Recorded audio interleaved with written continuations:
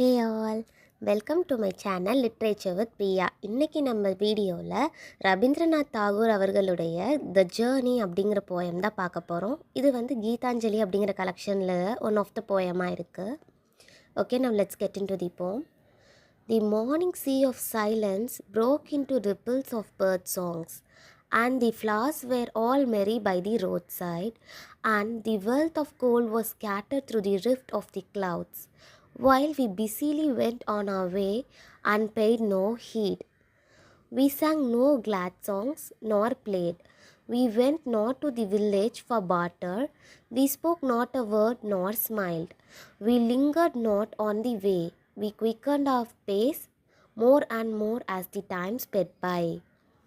என்ன சொல்கிறாங்கன்னா இந்த ரெண்டு ஸ்டான்ஸால் அந்த மார்னிங் டைமில் அந்த அமைதியாக இருக்கிற அந்த சீ வந்து பேர்ட் சாங்ஸோட அலைகள்னால் வந்து சத்தமானது, அந்த அமைதி வந்து உடைந்து போனது. அதுக்கப்புறம் அந்த மார்னிங் டைமில் ஃப்ளவர்ஸ் எல்லாம் ரோட் சைடில் ரொம்ப சந்தோஷமாக மலர ஆரம்பித்தது. அப்புறம் சன் ரேஸ், அந்த கோல்டன் ரேஸ் வந்து அப்படியே க்ளவுட்ஸில் வந்து அப்படியே ஸ்கேட்டர் ஆக ஆரம்பிச்சிச்சு. பட் நாங்கள் இதை எதுக்குமே வந்து கவனிக்காமல் ரொம்ப பிஸியாக வந்து நாங்கள் எங்கள் வேவை நோக்கி போயிட்டு இருந்தோம். நாங்கள் எந்த விதமான சாங்ஸை பாடவோ இல்லை ப்ளே பண்ணவோ கிடையாது. நாங்கள் ஏதோ ஒரு வில்லேஜ்க்கு பாட்டருக்காகவும் போகலை. அண்ட் நாங்கள் அந்த போகிற வழியில் பேசவோ சிரிக்கவோ கிடையாது. எந்த விதமான வைபும் பண்ணாமல் அந்த டைம் போக போக எங்களோட ஸ்பீடை அதிகப்படுத்தி நாங்கள் வந்து எங்கள் வழியில் போய்கிட்டே இருந்தோம். The sun rose to the mid-sky and doves cooed in the shade. Withered leaves danced and whirled in the hot air of noon. The shepherd boy drowsed and dreamed in the shadow of the banyan tree, and I laid myself down by the water and stretched my tired limbs on the grass. My companions laughed at me in scorn. They held their heads high and hurried on. They never looked back nor rested. They vanished in the distant blue haze. இந்த ரெண்டு ஸ்டான்ஸால் என்ன சொல்கிறாங்க அப்படின்னா, இப்போ வந்து afternoon ஆகிடுச்சு, அதாவது sun வந்து மிட் ஸ்கைக்கு ரோஸ் ஆகிடுச்சு. டவ்ஸ் எல்லாம் வந்து it's singing their song sitting in the shade. அதுக்கப்புறம் காஞ்சி போன இலைகள்லாம் வந்து இந்த ஹாட் ஏர் ஆஃப் நூன், அந்த சூடான காற்று வரும்ல மத்திய டைமில், அதில் டான்ஸ் ஆகிட்டும் சுற்றிக்கிட்டும் கொண்டிருந்தது. ஒரு ஷெப்பர்ட் பாய் வந்து பார்த்தோம் அப்படின்னா பேனியன் ட்ரீயோட அந்த ஷேட் நிழலில் வந்து படுத்து தூங்கிட்டு ட்ரீம் பண்ணிட்டு இருந்தான். நான் என்ன பண்ணேன் அப்படின்னா, ஒரு வாட்டர்கிட்ட உட்காந்து அந்த கிராஸில் அப்படியே கால் நீட்டி உட்காந்துட்டேன். என்னோடய கம்பேனியன்ஸ்லாம் என்னை வந்து பார்த்து சிரித்தாங்க. பட் அவங்க வந்து எனக்காக வெயிட் பண்ண கிடையாது. அவங்க கொஞ்சம் கூட திரும்பி பார்க்காம ரெஸ்ட் எடுக்காமல் அவங்க தலையை நிமித்தி வேக வேகமாக நடக்க ஆரம்பித்தாங்க.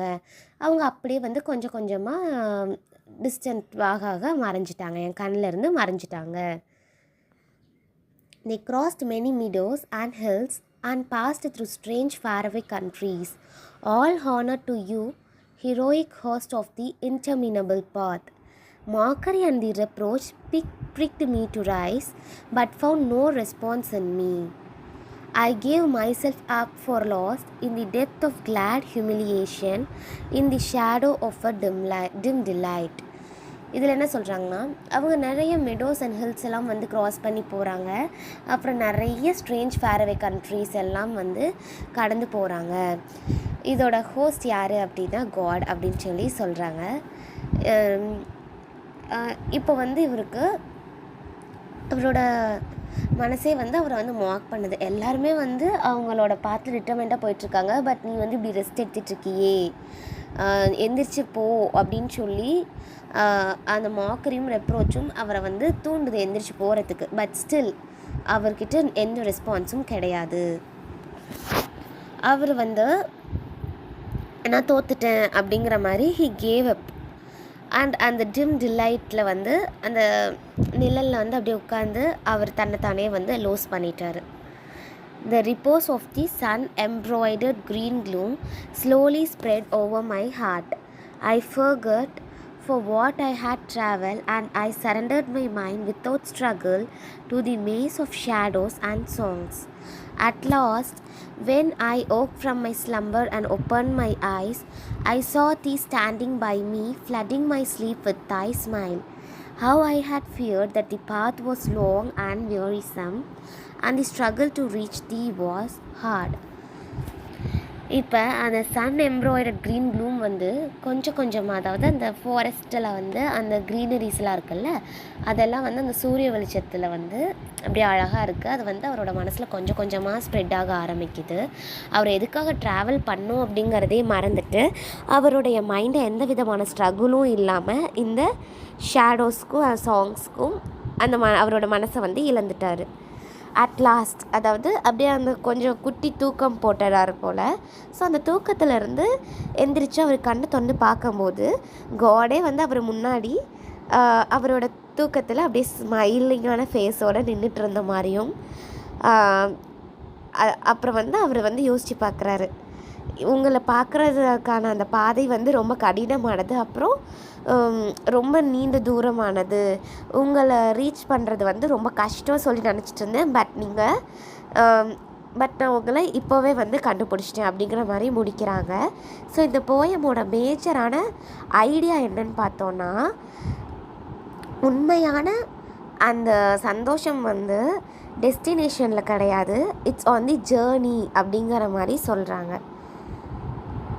ஸோ டெஸ்டினேஷனில் ஃபோக்கஸ் பண்ணாமல் அந்த ஜேர்னியில் ஃபோக்கஸ் பண்ணுங்கிற மாதிரி இதோட தீம் வந்து நம்ம எடுத்துக்கலாம். Okay, hope you all understood the summary of this poem. For more such videos, to subscribe my channel. Thank you.